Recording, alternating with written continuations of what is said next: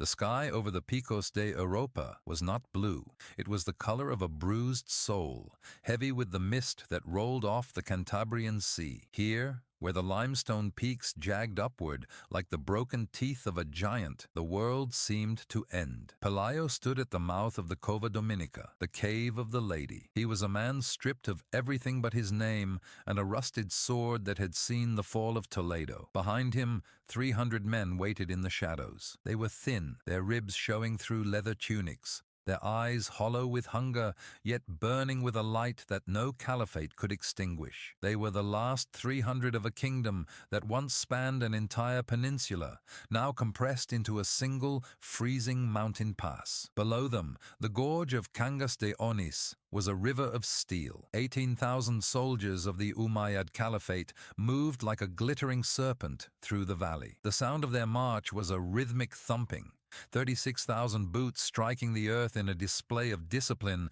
that had crushed empires from the borders of India to the Pyrenees. Alcamar, the seasoned general of the north, sat atop a white stallion, his silk robes a stark contrast to the grey, unforgiving stone. He looked up at the heights with a mixture of boredom and contempt. To him, this was not a war. It was a hunt for mountain goats that happened to carry crosses. The bishop Oppas, a man who had traded his faith for survival, rode forward to the base of the cliffs. His voice, amplified by the natural acoustics of the canyon, carried a honeyed poison. "Pelayo, can you hear me, son of the Goths?" he cried, his hands raised in a gesture of false peace. "Look at the valley. There are 18,000 swords waiting for the signal. Your 300 are nothing. They are dust in the wind. The glory of the Visigoths is buried under the sands of Guadalete. Why die in a cave? Submit, and you shall have lands, titles, and life. The Caliph is merciful to those who recognize the inevitable." Pelayo stepped to the very edge of the precipice. He did not look at the bishop. He looked at the horizon, where the mountains met the clouds. "I do not seek the mercy of a desert king." His voice rang out,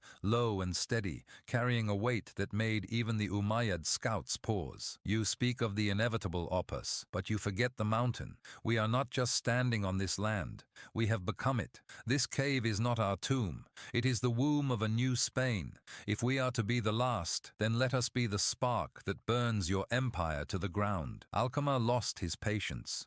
He raised a gloved hand, and the air filled with the groan of thousands of bowstrings being drawn tight. "Then die as goats," he muttered. "Archers, loose!" 5,000 arrows took flight at once, a black curtain that momentarily blotted out the sun. The sound was like 1,000 serpents hissing. The 300 Christians retreated into the depths of the cave, pressing their bodies against the cold, damp stone. But then the mountain itself intervened. The unique, funnel-like shape of the Covadonga cliffs caught the volley. The arrows struck the steep, polished limestone walls at an angle, and instead of finding flesh, they ricocheted, in a freakish display of physics that the panicked soldiers below could only describe as a miracle. The arrows spun back toward the valley floor. Screams erupted as the Umayyad front ranks were shredded by their own projectiles. "Now!" Pelayo's roar was the signal for the earth to move. High above the pass, his men hammered at the wooden supports, holding back massive piles of scree and boulders. With a sound like a mountain shattering, thousands of tons of rock began to tumble. Boulders the size of houses crushed horses and men alike, turning the organized ranks into a chaotic slurry of red mud and broken bone. One boulder struck a cluster of elite cavalry, obliterating 15 men in a single second. The narrowness of the pass, which Alcamar had intended to use to trap Pelayo, was now a corridor of death for his own army. Pelayo did not wait for the dust to settle. He unsheathed his sword, a heavy double-edged blade that caught the stray light of the storm. "For the cross! For the land!" he cried, and he leaped from the ledge. His men followed like a landslide of steel. They did not descend. They fell upon the enemy with a ferocity born of 10 years of silence. The battle became a visceral, claustrophobic nightmare. In the confined space, the Umayyad spears were too long to be effective. The Asturians used short blades and sharpened farm tools, gutting their opponents in the red mud of the Deva River. Pelayo moved like a whirlwind. his cloak stained with the iron-scented blood of the invaders. He cut through a line of infantry, his shield shattering under the weight of an axe blow, but he didn't stop. He was looking for Alcama. The sky finally broke. A torrential Atlantic rain began to pour, turning the valley floor into a treacherous swamp. The Umayyads, used to the dry heat of the south, slipped and stumbled. The 300 Asturians, however, knew every route and every stone. They fought with the frantic energy of men who had nowhere left to run. Every 3 minutes, a new surge of boulders fell from the heights as more of Pelayo's hidden reserves joined the fray. Alcama tried to rally his personal guard, his white horse rearing as it stepped over a pile of corpses. "Stand your ground!" he shouted, but his voice was drowned out by a peal of thunder that shook the very foundation of the peaks. He saw a man covered in blood and mud charging toward him, a man who looked less like a human and more like a vengeful spirit of the earth. It was Pelayo. The distance between the two leaders closed to 10 paces. Pelayo's eyes were locked on the general. In this moment, the 18,000 soldiers and the 300 rebels faded away. There was only the rain, the mud, and the sharp, cold reality of a sword. The first battle of the Reconquista had truly begun, and the river Deva was already beginning to run red with the blood of an empire that had finally met its match. The rain did not just fall. It hammered against the valley floor with the weight of 1,000 hammers, turning the soil into a treacherous, sucking throat. Pelayo's boots sank into the mire, but his momentum was unstoppable. 10 paces became 5. Alcama, sensing the sudden shift in the air, spurred his white stallion forward, his scimitar flashing like a crescent moon through the gray sheets of water. The horse's hooves churned the mud, sending sprays of red-stained water into the air. When the two blades met, the sound was not a mere clink of metal. It was a bone-shaking crack that vibrated through the limestone walls of the gorge. Pelayo took the full force of the horse's charge on his shoulder, his tattered cloak acting as a buffer. He didn't recoil. Instead, he gripped the stallion's bridle with a hand that felt like iron. With a guttural roar, he twisted the animal's head, forcing it to lose its footing on the slick river stones. The horse went down with a heavy splash, throwing Alcama into the freezing waters of the Deva. In that 1 second of chaos, the aura of Umayyad invincibility dissolved.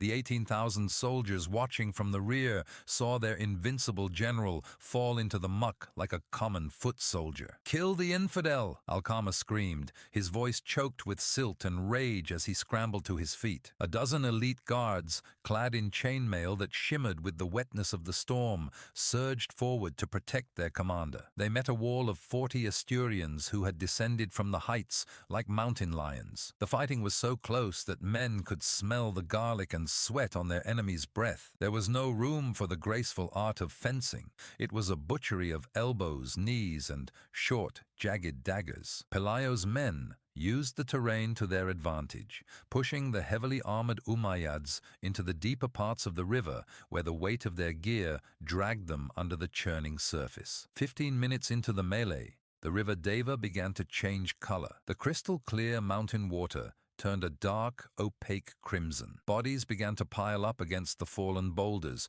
creating a macabre dam that caused the water level to rise. This was the first reconnection point of the battle. The geography itself was transforming the slaughter. The rising water forced the Umayyad infantry to huddle closer together on the narrow banks, making them even easier targets for the 200 archers Pelayo had hidden in the higher crevices. "They are not men, they are demons of the rock," a soldier cried out before a stone, flung from a sling with 50 pounds of force, shattered his jaw. The panic began as a ripple in the center of the Umayyad line. It started with the baggage train at the rear, where the servants and camp followers saw the carnage ahead and began to flee back toward the plains. This created a deadly bottleneck. 18,000 men were now compressed into a space meant for 500. Men were trampled by their own cavalry. Horses, blinded by the rain and the screams, bolted into the dense ranks of the spearmen, impaling themselves and their riders. Pelayo saw the opening. He signaled to a group of his men who held 10 large horns carved from the tusks of wild boars. The blast of the horns echoed through the canyon, a low, haunting drone that seemed to come from the mountain's very core. From the opposite side of the gorge, a second group of Asturians, men who had spent the night climbing the sheer northern face, revealed themselves. They dropped 50 massive pine trunks, shorn of their branches and sharpened into deadly stakes, down the slopes. The logs gained speed, bouncing off the cliffs and gaining a terrifying kinetic energy. They tore through the Umayyad ranks like scythes through wheat. One log alone crushed 8 men and 3 horses before splintering against a rock. The scream of the wood breaking was louder than the thunder. The Umayyad formation didn't just break, it disintegrated. Amidst the carnage, Pelayo found Alcama again. The general had lost his helmet, and his dark hair was plastered to his forehead. He fought with the desperation of a cornered predator, his scimitar a blur of silver. He managed to drive his blade through the chest of one of Pelayo's cousins, a boy of only 19 years. Pelayo saw the light fade from the lad's eyes and felt a cold, ancient fury replace the heat of the battle. He didn't shout, he didn't curse. He simply stepped forward, his broadsword raised high. Alcama swung a wide, horizontal strike intended to disembowel the Asturian leader. Pelayo didn't parry. He stepped into the blow, catching the curve of the scimitar on the iron boss of his buckler. The metal shrieked. With a one-handed thrust, Pelayo drove his sword through the gap in Alcama's armor, just below the ribs. The general's eyes widened. He looked down at the 3 feet of steel protruding from his back, then up at Pelayo. In that gaze, he saw not a rebel, but a king. Pelayo twisted the blade, ensuring the wound was mortal, and kicked the body into the rising river. "The general is dead!" The cry went up in 5 different languages across the valley. It was the second point of reconnection, the psychological collapse. For the Umayyads, the loss of Alcama was the loss of the Caliph's shadow. The retreat became a rout. 1,000s of men turned and fled, abandoning their shields, their gold, and their dignity. But the mountain was not finished with them.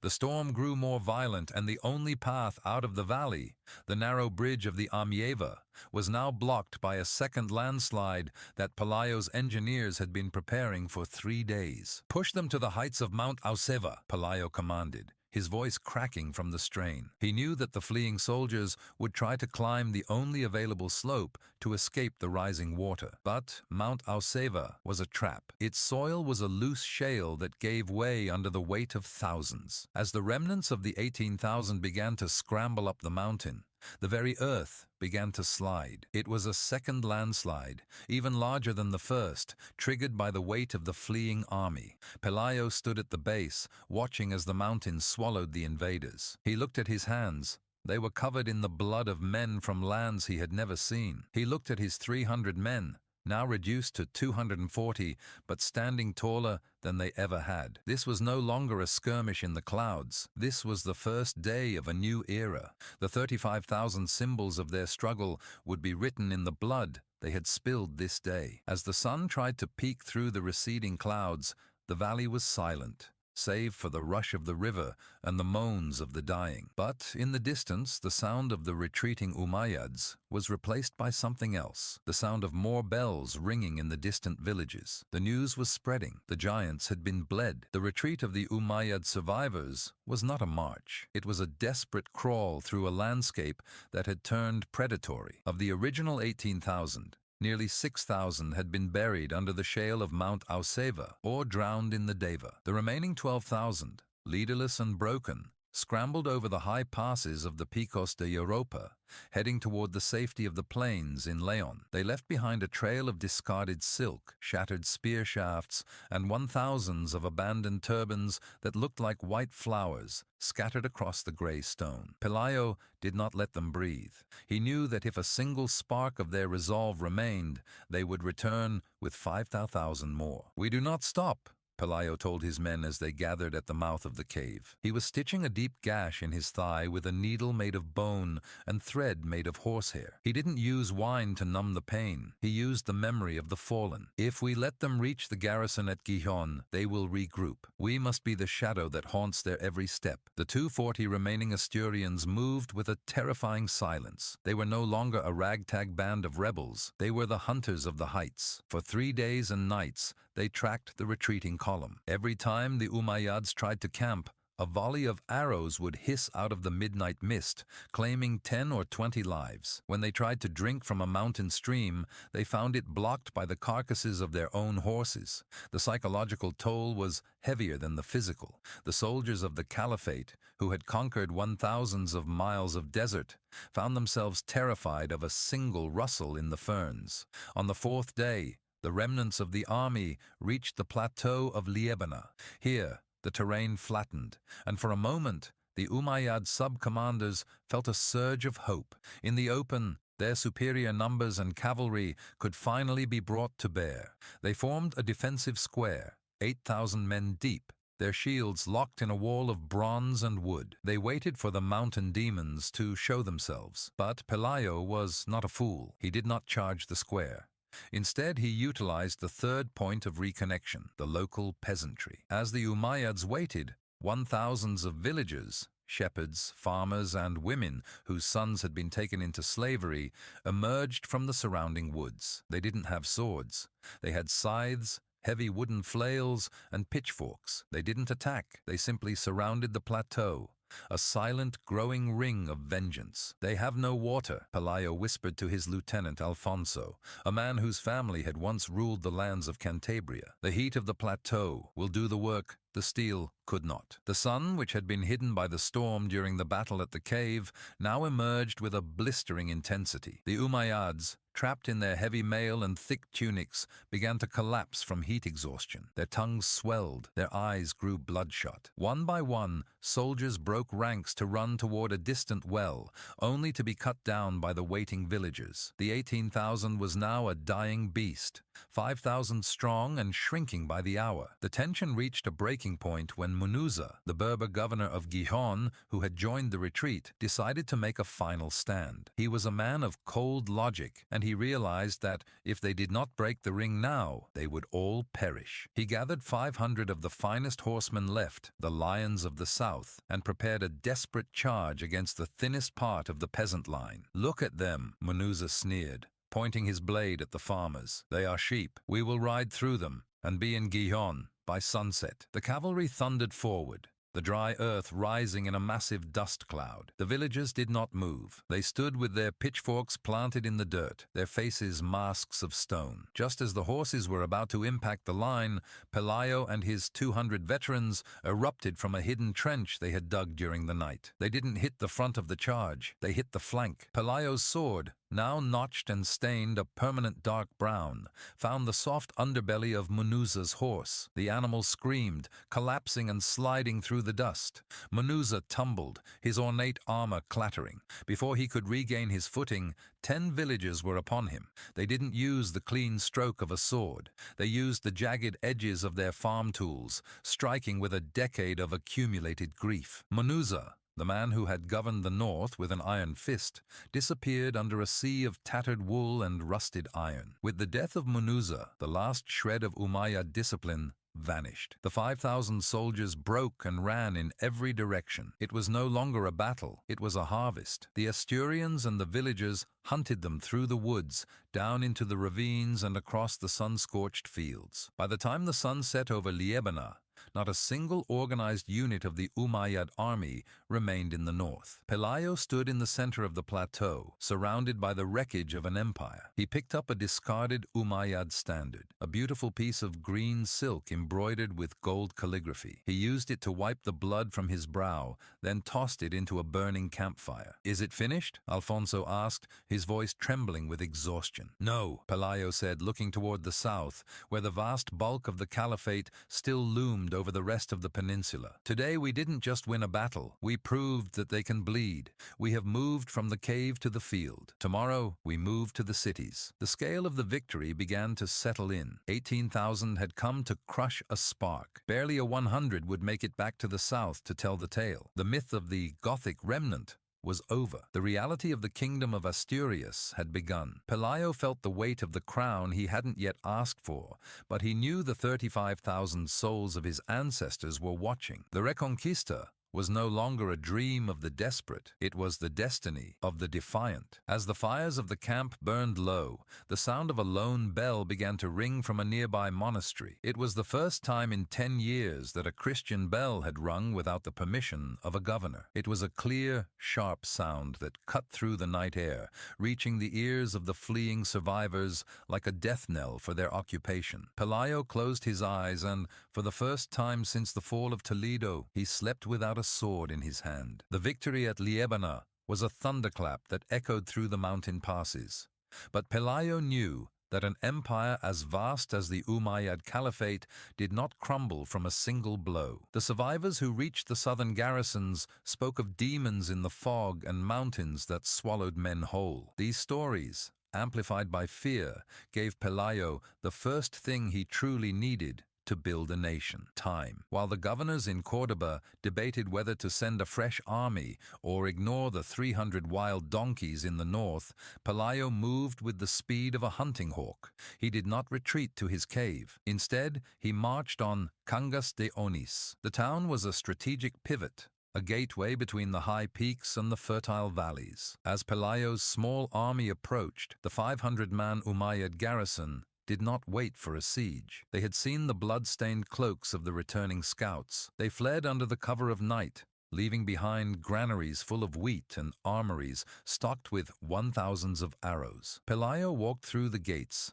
not as a conqueror, but as a homecoming ghost. The local people, who had lived under the crescent moon for 11 years, poured into the streets. They didn't cheer. They knelt in a silence so profound it felt like a prayer. "Stand up," Pelayo commanded, his voice rasping from weeks of shouting orders in the rain. "I am not a king of slaves. I am a brother to free men. If you want to kneel, do it before the God who gave us the strength to hold the mountain." This was the fourth point of reconnection, the transition from rebellion to governance. Pelayo established a court, not of silk and gold, but of oak and iron. He divided the captured grain among the starving villages and used the Umayyad steel to rearm his growing force. Every day, more men arrived, refugees from the south, former soldiers who had been hiding in the woods, and even 200 Basques from the eastern ridges who brought with them the secrets of the longbow. His 300 had become 1,500, then 3,000. But with growth came the first internal threat. A faction of the old Visigothic nobility, men who had sat out the fighting in secret villas, arrived in Cangas de Onís. They wore clean tunics and spoke of ancient laws and their hereditary right to lead. Their leader, a man named Ervig, approached Pelayo during a council of war. "You have done well, Pelayo," Ervig said, his voice dripping with condescension. "But you are a common soldier, a son of a mere duke. The blood of kings must lead if we are to be recognized by the Franks or the Pope. Step aside, and we shall organize this kingdom properly." The room went cold. Pelayo's veterans, men whose faces were mapped with scars from Covadonga, reached for their daggers. Pelayo simply looked at Ervig's soft, uncalloused hands. "The blood of kings was spilled at Guadalete," Pelayo said quietly. "The men who lead here are the men who bled here. If you want a crown, go find one in the mud of the Deva River. There are many lying there." Ervig reached for his ceremonial sword, but before the blade could clear the scabbard, Pelayo's hand was around his throat. He didn't draw his weapon. He simply leaned in until their foreheads touched. "This is not 711. We are not the broken court of Roderick. We are the Iron of the North. If you speak of rights again while my men are burying their brothers, I will hang you from the Roman bridge." The nobility fell back. The lesson was clear. The new kingdom of Asturias was a meritocracy of survival. This internal victory solidified Pelayo's authority more than any battle could. He was no longer just a warlord. He was the undisputed heart of the resistance. However, the shadow of the south was lengthening. In Córdoba, the new governor, Ambassa ibn Suhaim al-Kalbi, was not as complacent as his predecessors. He realized that Pelayo was not a mere bandit, but a political cancer that could spread. He ordered the mobilization of 25,000 men. This was not a punitive expedition. It was an army of erasure. They brought with them siege engines, heavy catapults, and 5,000 North African light cavalry designed to outmaneuver the mountain infantry. As the news of the approaching host reached Cangas de Onís, a wave of panic threatened to undo everything Pelayo had built. 3,000 men against 25,000 seemed like madness. The elders of the town begged Pelayo to flee back to the cave. "The cave was our cradle," Pelayo told them, standing on the steps of the small stone church. "But we cannot live in a cradle forever. If we hide now, we tell the world that we are only safe when the rocks protect us. We must prove we can hold the gates." Pelayo's strategy shifted. He knew he couldn't win a pitch battle on the plains, but he also couldn't stay bottled up in a town. He began a scorched earth campaign that was as brutal as it was necessary. He ordered every field within 20 miles of the Umayyad path to be burned. Every well was salted or filled with stones. He moved the entire population of the lower valleys into the higher, more defensible ridges. The Umayyad army arrived 2 weeks later. They didn't find a flourishing kingdom to loot. They found a blackened wasteland. The heat of the fires still hung in the air, and the only sound was the wind whistling through empty stone huts.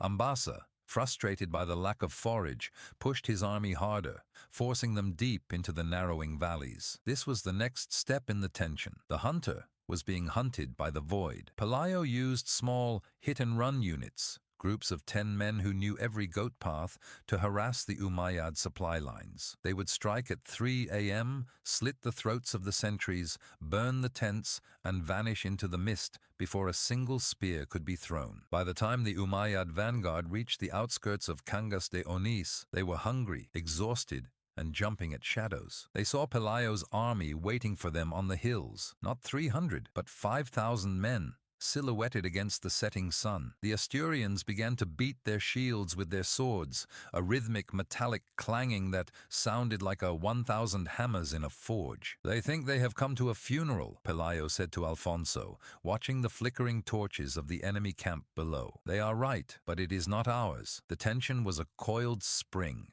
The first major clash of the expanded war was minutes away. Pelayo looked at his men. They were no longer the tattered refugees of Part 1. They were a professional corps, armored in captured mail, carrying shields painted with the red cross of Asturias. The 35,000 hearts of the fallen seemed to beat in unison with theirs. The Reconquista was about to move from a desperate defense to a calculated offensive. The night before the Battle of the Valleys felt like the world was holding its breath. Below the heights of Cangas de Onís, the 25,000 campfires of Ambassa's army looked like a fallen galaxy, flickering with a cold, predatory light. The smell of roasting horseflesh and the rhythmic chanting of the Umayyad imams drifted up the slopes, a reminder of the vast, disciplined machine that had come to erase the northern rebellion. Pelayo did not sleep. He spent the hours walking among his 5,000 men, checking the tension of bowstrings and the sharpness of spearheads.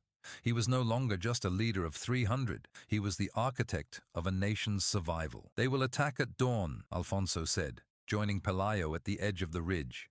"They are hungry, and Ambassa knows that if he does not take the town within 48 hours, his army will begin to eat itself." Pelayo nodded, his eyes fixed on the center of the enemy camp. "He will use his light cavalry first. He wants to draw us out of the high ground, to make us chase them into the flat basin where his numbers can swallow us. We will not give him the pleasure. Tomorrow, we show them that the mountain does not stop where the rocks end. We are the mountain." As the first sliver of gray light touched the peaks, the Umayyad trumpets wailed, a high, piercing sound that signaled the start of the slaughter. 5,000 North African horsemen, the fastest in the world, surged forward. They did not ride in a solid block, but in fluid, undulating waves, shouting cries of "Allahu Akbar" that echoed off the limestone cliffs. They loosed clouds of light javelins as they rode, a shimmering rain of wood and steel intended to provoke a countercharge. Pelayo stood at the front of his line,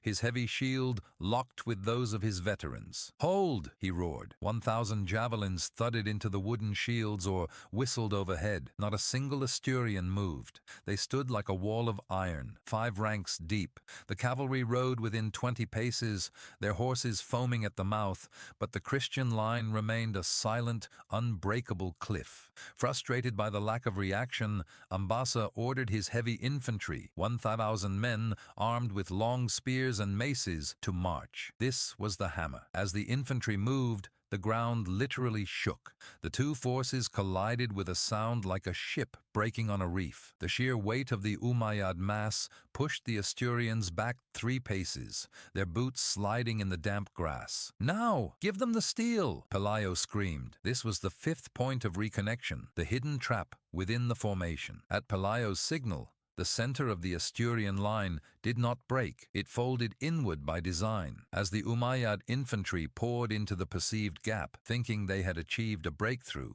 the Asturian flanks swung shut like the jaws of a trap. From the high ridges on either side, 1,000 Basque longbowmen, who had remained invisible until this moment, let fly. At a range of only 50 yards, the heavy bodkin-tipped arrows did not just hit, they punched through chainmail and bone alike. 100s of Umayyad soldiers fell in the first 10 seconds. The gap they had entered became a killing box. Pelayo led the counter-thrust from the center. He swung his broadsword with both hands, the blade shearing through spear shafts as if they were dry kindling. He was a vision of carnage, his armor coated in a thick layer of dust and blood, his voice a constant rallying thunder. "They are trapped in their own numbers!" Alfonso shouted, gutting a soldier who had stumbled over a fallen comrade. The Umayyad army was so densely packed that those in the middle could not even raise their arms to strike. It was a repeat of Covadonga, but on a scale 10 times larger. Ambassa, seeing his elite infantry being slaughtered, committed his final reserve, 2,000 armored cataphracts. These were the heavy tanks of the medieval world, men and horses covered in scales of iron. They charged with the force of a landslide. Pelayo saw them coming. He knew that if the cataphracts hit his line, the jaw would shatter. He raised his blood-slicked sword. "To me, men of the cross!" In a moment of supreme calculated madness, Pelayo and 500 of his best knights did not wait for the impact.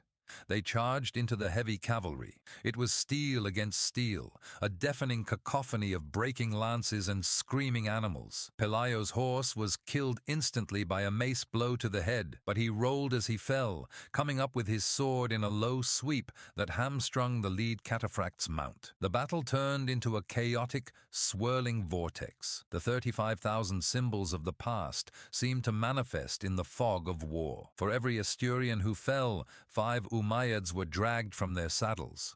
The sheer ferocity of the northern men who fought with the knowledge that there was no retreat began to break the spirit of the professionals. Ambassa, seeing his cataphracts falter, realized the day was lost. He tried to signal a retreat, but the jaw of the Asturian trap had become a noose. The sun reached its zenith, shining down on a valley that had become a lake of broken shields and dying men. The Umayyad army, once a disciplined machine of conquest, was now a panicked mob trying to claw its way back toward the south. Pelayo stood atop a pile of discarded Umayyad drums, his breath coming in ragged gasps. He looked at the retreating dust clouds. "Do we pursue?" Alfonso asked, his face a mask of red. "No," Pelayo said, leaning on his notched sword. "We let them run. We let them tell the Caliph that the north is no longer a province. It is a wall, and that wall is moving south." The victory was total. 15,000 Umayyads lay dead or wounded in the valleys of Cangas. The myth of the unstoppable Caliphate